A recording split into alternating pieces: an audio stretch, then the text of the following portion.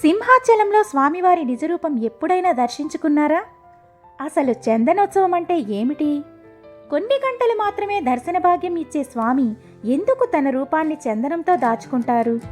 మనందరి జీవితాల్లో ఒక్కసారైనా దర్శించుకోవాల్సిన అపురూపమైన నిజరూప దర్శనం ఈరోజు మేమైతే చేసుకున్నామండి. హాయ్ అండి, అందరు ఎలా ఉన్నారు? బాగున్నారా? Welcome back to our channel house wife diaries. మీకు కనుక నా వీడియోస్ నచ్చుతున్నట్లయితే వీడియోని చూసి లైక్ చేసి ఛానల్ని అయితే సబ్స్క్రైబ్ చేసుకోండి. సింహాచలంలో శ్రీ వరాహ లక్ష్మీ నరసింహస్వామి వారి చందనోత్సవం అయితే జరిగింది కదండి. ఆ చందనోత్సవానికి మేము వెళ్ళి స్వామివారి నిజరూప దర్శనం అయితే చేసుకున్నామండి. ఈరోజు మన వీడియో అయితే అదనమాట. మేము ఎలా వెళ్ళాము, పార్కింగ్ ఎక్కడి నుంచి వాకింగ్ ఉంది, ఎంత టైం అయితే పట్టింది, ఇదంతా మీతో నేను షేర్ చేసుకుంటున్నాను. వీడియోనైతే కంటిన్యూ చేసేయండి. ఇన్నేళ్లుగా స్వామివారి సన్నిధికి దగ్గరలో ఉంటూని కూడా మేము ఏ రోజు స్వామివారి నిజరూప దర్శనానికి కానీ, మనకి గిరి ప్రదక్షిణ జరుగుతుంది కదండి, దానికి కానీ ఎప్పుడూ వెళ్ళలేదు. లాస్ట్ ఇయర్ మనకి నిజరూప దర్శనానికి టికెట్స్ అయితే వచ్చినాయి.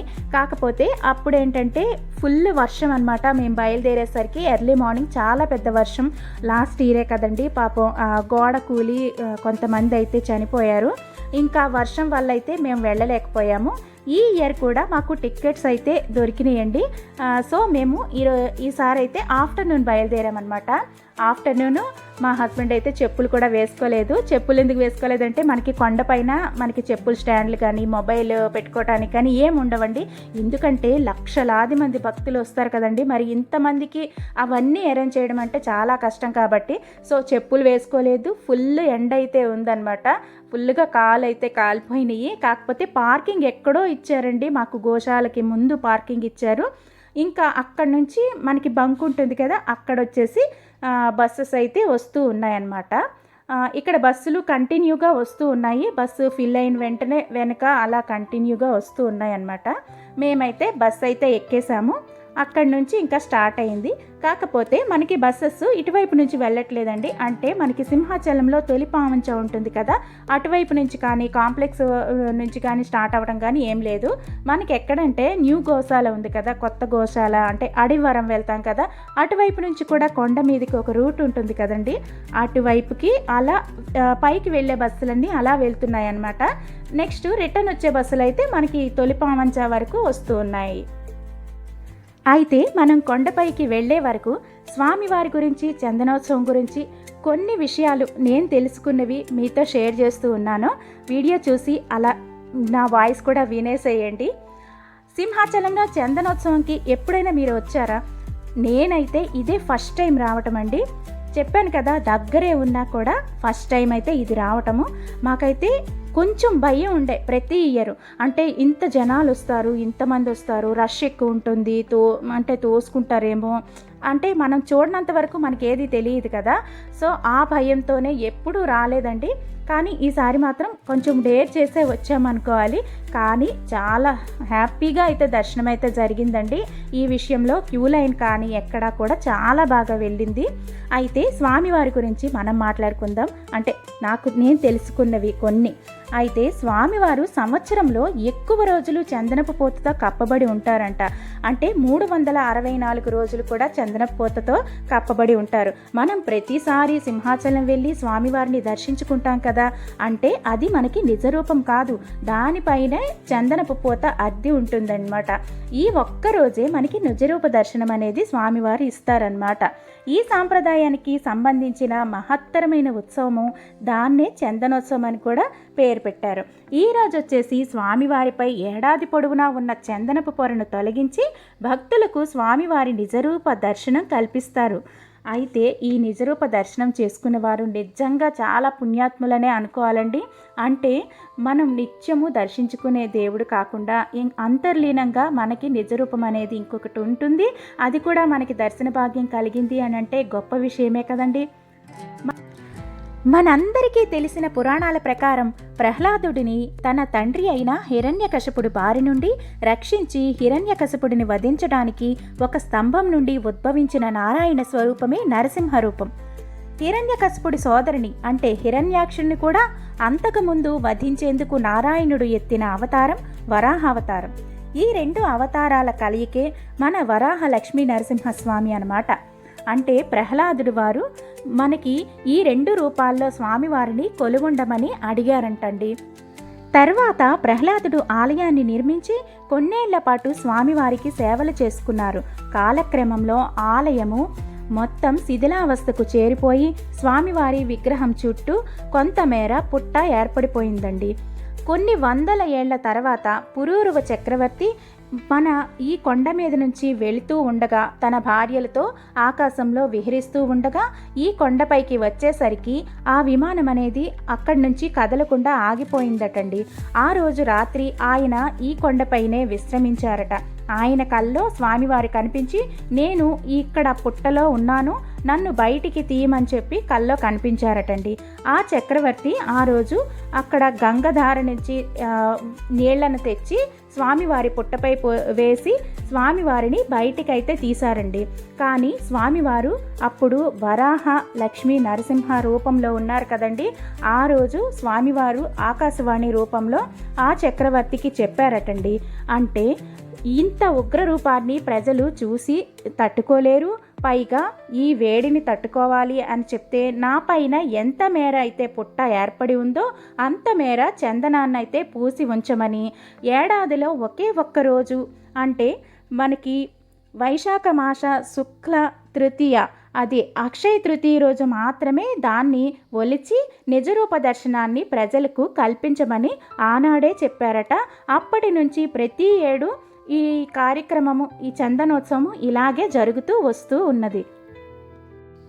దీన్ని ఒక పండుగగా అంటే తెలుగు రాష్ట్ర ప్రజలే కాకుండా మనకి ఒరిస్సా, ఛత్తీస్గఢ్ ఆ ఏరియా నుంచి కూడా చాలామంది భక్తులైతే మన సింహాద్రి అప్పన్న స్వామి దగ్గరకైతే వస్తారండి. ఈ చందనోత్సవాన్ని చాలా కోలాహలంగా జరుపుకుంటారు. ఈ చందనోత్సవంలో స్వామివారి నిజరూప దర్శనం చేసుకోవటానికి ఎన్నో వ్యయ ప్రయాసలు కోర్చి మాత్రం వస్తారండి. ఎంత ఎండ ఉన్నా, వర్షం ఉన్నా, ఎన్ని గంటలు లైన్లో నిలబడినా ఆ స్వామివారి క్షణం ఆయన దర్శనం కోసమే కదండి. ఈ ఒక్కరోజు ప్రజలకి స్వామివారి నిజరూప దర్శనం కొన్ని గంటలు మాత్రమే ఇచ్చి మరలా 4 విడతల్లో చందనాన్ని పూతపోస్తారన్నమాట. వైశాఖ తృతీయ అంటే నిజరూప దర్శనం అయినాక మొదటి పూత, మళ్ళీ వైశాఖ పౌర్ణమికి 2వ పూత, జ్యేష్ఠ పౌర్ణమికి 3వ పూత, ఆషాఢ పౌర్ణమికి 4వ పూత, ఇలా 4 పూతలలో చందనాన్ని అద్ది స్వామివారిని ఒక లింగాకారంలో తీర్చిదిద్దుతారు. మనం ఎప్పుడూ దర్శించుకునే స్వామివారు ఈ చందనపు పూతతోనే ఉంటారన్నమాట. లక్షలాది మంది భక్తులు ఆయన నిజరూప దర్శనం కోసం బారులు తీరి కొన్ని గంటలు ఎదురు చూసి స్వామివారిని ఇందుకోసమేనండి దర్శించుకుంటారు. ఇలా దర్శించుకుంటే పాపాలు పోయి కష్టాలు తొలగి ఆరోగ్యంగా ఉంటారని ప్రజల యొక్క నమ్మకం అన్నమాట. అయితే నాకు తెలిసిన ఇన్ఫర్మేషన్ ఇది. ఇందులో ఏమైనా మిస్టేక్స్ ఉంటే ప్లీజ్ ఇగ్నోర్ చేయండి. మేమైతే కొండపైకి వచ్చేసిన తర్వాత ఇంకా 300 రూపాయల క్యూ లైన్లోకి అయితే వెళ్ళిపోయామండి. క్యూ లైన్లో మనకి ఇచ్చిన టికెట్స్ని వాళ్ళు స్కాన్ చేసి చెక్ చేస్తూ ఉన్నారు. చెక్ చేసిన తర్వాత క్యూ లైన్కి అయితే వెళ్ళిపోయాము. ఫ్రీ దర్శనానికి ఒక సైడు క్యూ లైను, మనకి 300 రూపీస్కి ఒక సైడు, మనకి ఎక్కడికక్కడ బోర్డ్స్ అయితే పెట్టుంచారు. మనకి అటువైపు కనిపిస్తున్నారు కదా, అటు సైడు స్టెప్స్ ఎక్కుతూ అక్కడ వచ్చేసి 1000 రూపీస్ వాళ్ళు అటువైపు నుంచి ఎక్కుతున్నారు, ఇటువైపు నుంచి 300 రూపీస్ వాళ్ళు ఎక్కుతున్నారు. అంటే నాకు తెలిసి ఇక్కడ 300 రూపీస్లో ఎక్కువ మంది జనాలు ఉన్నారనే అనిపిస్తుందండి. ఎందుకంటే మనకి మిడిల్ క్లాస్ వాళ్ళు ఎక్కువ మంది ఉంటారు కదా, వాళ్ళైతే 300 రూపీస్ టికెట్స్ తీసుకున్నారు. అండ్ చాలామంది ఇది అంటే 300 రూపీస్ కంటే ఎక్కువ మనకి ఫ్రీ దర్శనాల్లో ఉన్నారండి. వాళ్ళైతే మార్నింగ్ నుంచి వచ్చి ఉన్నారంట, వాళ్ళని రూమ్స్లో అలా ఉంచారని చెప్పారు. ఇక్కడైతే ఎన్ని క్యూ లైన్స్ అయితే పెట్టారో అసలు తెలియదండి. మనం కౌంట్ చేయడానికి కూడా అంత గుర్తుండట్లేదు. నేను సగం వరకు కౌంట్ చేశాను. అన్ని లైన్స్ తిప్పారు. కానీ ఆ తిప్పడం ఎందుకు అని అంటే, ఇంత ఫ్లోటింగ్ తట్టుకోవాలి అంటే మాత్రం మనకు ఆ మాత్రం ఆ వాకింగ్లో అలా ఉంచాలి, ఆ క్యూ లైన్లో ఉంచితేనే మనకి నీట్గా దర్శనం అయితే అవుతుంది అని చెప్పేసి. అయితే క్యూ లైన్లో ఎక్కడ కూడా వెయిట్ చేయటం కానీ, కూర్చోటానికి కానీ, లేదా అలా నిల్చొని ఉండిపోవటానికి కానీ అస్సలు ఛాన్స్ అయితే లేదండి. కంటిన్యూగా లైన్ అయితే అలా పోతూ ఉందన్నమాట. మేము ఎగ్జాక్ట్గా 2 o'clockకి లైన్లోకి అయితే వెళ్ళాము. ఇంకా కంటిన్యూ అండి, అలా అవర్స్ గడుస్తూనే ఉన్నాయి, లైన్స్ తిప్పుతానే ఉన్నారు. అలా నడుచుకుంటూ వెళ్ళాము. లైన్ మధ్యలో మనకి ఎక్కడ చూసినా ఫుల్ డ్రింకింగ్ వాటర్ అయితే అవైలబుల్ ఉందండి. అండ్ మజ్జిగ కూడా సప్లై చేస్తూ ఉన్నారు. Biscuits, next fruit salad, bananas ఇవన్నీ సప్లై చేస్తున్నారు. కాకపోతే మాకు ఏది దొరకలేదన్నమాట. ఎందుకు అని అంటే వాళ్ళు ఒక బాక్స్ తీసుకుని వచ్చి కొంతమందికి ఇచ్చేసి మళ్ళీ వేరే ప్లేస్కి అయితే వెళ్ళి అలా చేస్తూ ఉన్నారు. అయితే ఫుడ్ తినేసి వచ్చిన వాళ్ళకి, మనకి ఇలాంటి వాళ్ళకి, అంటే మేము ఆల్రెడీ లంచ్ చేసి వెళ్ళామనుకోండి, మాకైతే ప్రాబ్లం లేదు. వాటర్ బాటిల్స్, వాటర్ అవి ఉన్నాయి కాబట్టి ప్రాబ్లం లేదు. కొంతమంది మార్నింగ్ నుంచి ఫుడ్ లేకుండా అలా వస్తారు కదండి, వాళ్ళకైతే కొంచెం ఇబ్బంది అయితే అయ్యింది. అంటే ఫ్రీ దర్శనాల వాళ్ళు చెప్పారనమాట, అక్కడైతే ఓన్లీ వాటరే ఉంది, ఇంకేమీ ఇవ్వలేదు అని చెప్పి. మరి కొంతమందికి అయితే అందుతూ ఉన్నాయి, కొంతమందికి అయితే అందలేదు.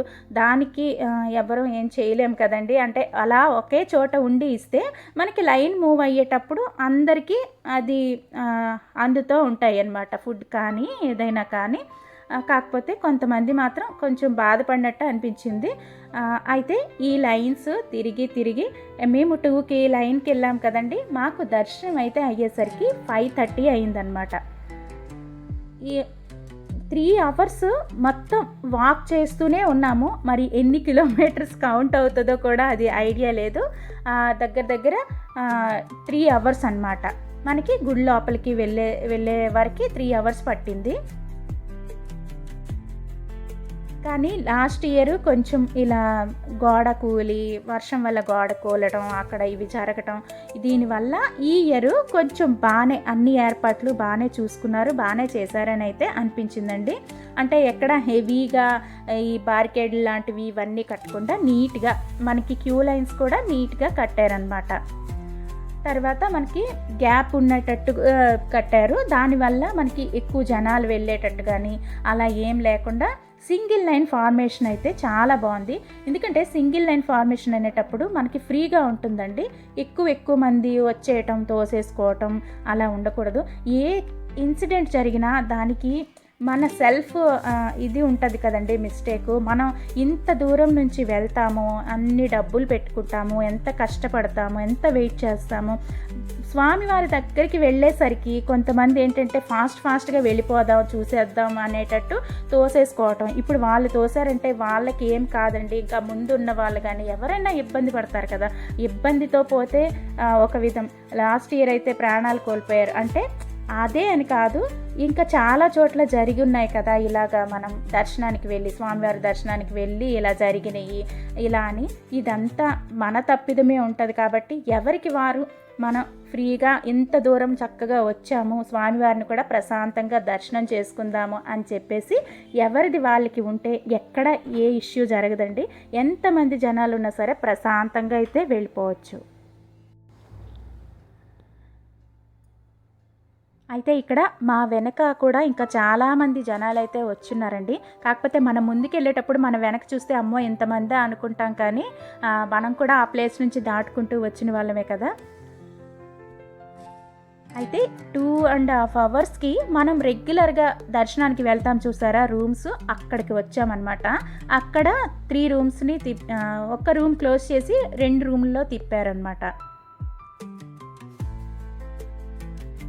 కొంచెం కాళ్ళు అవి నొప్పులు అయితే పుట్టినాయి. ఎందుకంటే 3 అవర్స్ కంటిన్యూగా నడకేనండి, ఎక్కడ ఆగడం కానీ, నుంచోటం కానీ, కూర్చోటం కానీ ఏమీ లేదు. స్వామివారి దర్శనానికి లోపలికైతే వచ్చేసామండి. లోపల కూడా అంత పూలతో చక్కగా డెకరేట్ చేశారు. లోపలికి మనకి మొబైల్ అలౌ చేసినా మనం గర్భగుడిలో ఎటువంటి వీడియోస్ కానీ ఫొటోస్ కానీ తీయకూడదు కదా, అందుకని చెప్పి నేను ఏం తీయలేదండి. స్వామివారి దర్శనం చాలా బాగా అయ్యింది. ఎన్ని గంటలు నడిచి వచ్చినా, కొన్ని సెకండ్ల స్వామివారి దర్శనం చేసుకున్నా ఆ కష్టం అంతా పోతుందండి నిజంగా. ఎందుకంటే మనకి ఎప్పుడో ఒకసారి, సంవత్సరానికి ఒకసారి కలిగే దర్శనం కాబట్టి నిజంగా నేను చాలా అంటే చాలా హ్యాపీగా ఫీల్ అయ్యాను. వీలుంటే ప్రతి సంవత్సరం వెళ్ళి దర్శనం చేసుకోవాలనే అనుకుంటున్నాను. ఇంతవరకు మీరెవరైనా వెళ్ళకపోతే ఖచ్చితంగా దర్శనం అయితే చేసుకోండి. బయటికి వచ్చాక చూస్తే అండి నిజంగా ఈవినింగ్ అయిపోయింది. ఆ ఫ్లోటింగ్ ఇంకా ఎక్కువ ఉందండి. మరి ఎంతవరకు ఎలా చేస్తారు ఏంటి అనేది నాకైతే తెలీదు. ఇక్కడ అందరికీ ప్రసాదాన్ని అయితే పంచిపెడుతున్నారు. అంటే లడ్డూల్ని చిదిపేసి కొంచెం కొంచెం అలాగా బూందీలాగా ఇస్తూ ఉన్నారనమాట. ప్రతి ఒక్కరికి ప్రసాదాన్ని అయితే పంచిపెడుతున్నారు. మేము బయటికి వచ్చేసరికి వాతావరణం కూడా చాలా కూల్ అయింది. రష్ కూడా బాగానే ఎక్కువ అయింది అప్పటికి. కాకపోతే స్వామివారి ఇది ఉంటుంది కదండి గోపురం, ఇది వరకైతే మనం ఆ గోపురం వరకు వెళ్ళడానికి, అక్కడ ఫొటోస్ తీసుకోవటానికి కానీ కూర్చోటానికి కానీ ఛాన్స్ ఉండేది. ఇప్పుడైతే చాలా దూరం వరకు ఇంకా అలౌ చేయట్లేదు లోపలికి. అయితే దర్శనం చేసుకుని వచ్చిన వాళ్ళకి ఈ స్వచ్ఛంద సంస్థలు ఉంటాయి కదండి, అంటే దేవస్థానం వారు కాకుండా సపరేట్గా స్వచ్ఛంద సంస్థలు ఉంటాయి కదా సేవ చేయడం కోసమని, వాళ్ళైతే పులిహోర ఇవన్నీ వేడివేడిగా తెచ్చి అయితే సప్లై చేస్తూ ఉన్నారు. సో మేమైతే తీసుకోలేదనుకోండి, అంటే దూరం నుంచి వచ్చిన వాళ్ళు ఉంటారు కదా, వాళ్ళకైతే యూజ్ అవుతుంది. అయితే మా దర్శనం అయితే చాలా బాగా జరిగింది. ఇంకా ఒక్కటే ప్రాబ్లం, రిటర్న్ వచ్చేదానికి మాత్రం అసలు చాలా కష్టం అనిపించిందండి.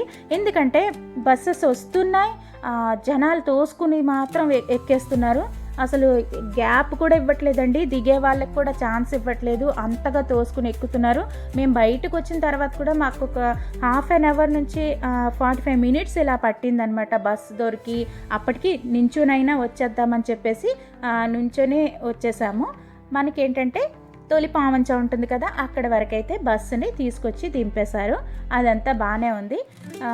కాకపోతే బస్సులు ఎక్కేటప్పుడు దిగేటప్పుడు కొంచెం చూసుకోండి. ఎందుకంటే చిన్నపిల్లలు ఉన్నా అస్సలు చూసుకోవట్లేదండి. పెద్దవాళ్ళు కానీ ముసలి వాళ్ళు కానీ ఎవరైనా మనకి ఛాన్స్ దొరికిందా, బస్సు ఎక్కేసామా కూర్చున్నామా అంతవరకే ఉంది. కాకపోతే ఎక్కడ గుళ్ళకి వెళ్ళినా, క్షేత్రాలకు వెళ్ళినా, ఎక్కడికి వెళ్ళినా మన జాగ్రత్తలో మనం ఉంటే మనం కూడా సేఫ్ అవుతాం, కొంతమందిని సేవ్ చేస్తాం. అంతేనండి. ఈరోజు మన వీడియో అయితే ఇదేనండి. మీకు నచ్చిందనే అనుకుంటున్నాను. నచ్చితే లైక్ చేయండి, ఛానల్ని అయితే సబ్స్క్రైబ్ చేసుకోండి. మేము కొండ కిందకి వచ్చేసరికి ఈవినింగ్ అయితే అయిపోయిందండి. చక్కగా లైట్స్ అయితే అన్నీ ఆన్ చేసి ఉన్నారు. చాలా అంటే చాలా బాగుంది. స్వామివారి దర్శనం చాలా బాగా జరిగింది. ఇంతవరకు ఎవరైతే దర్శనం చేసుకోలేదో ఖచ్చితంగా మీరు స్వామివారిని దర్శనం చేసుకోండి. Thanks for watching.